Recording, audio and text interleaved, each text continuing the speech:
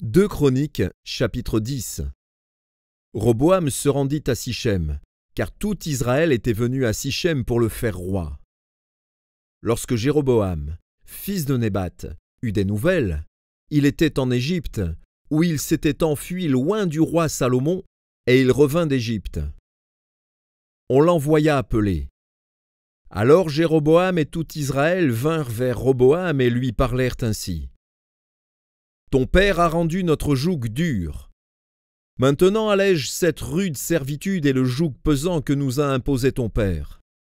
Et nous te servirons. » Il leur dit, « Revenez vers moi dans 3 jours. » Et le peuple s'en alla.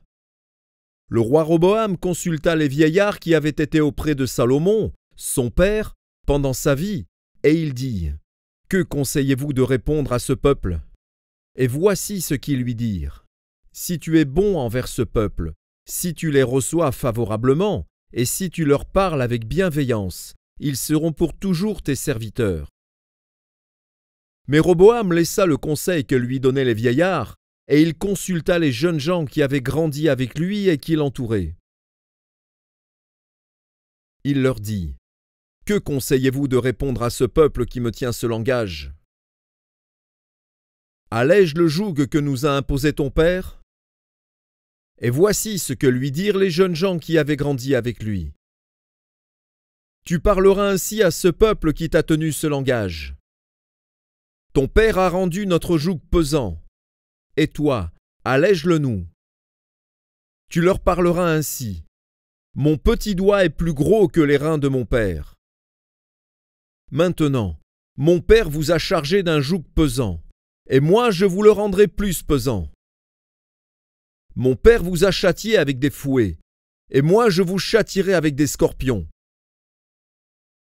Jéroboam et tout le peuple vinrent à Roboam le 3e jour, suivant ce qu'avait dit le roi. « Revenez vers moi dans 3 jours. » Le roi leur répondit durement.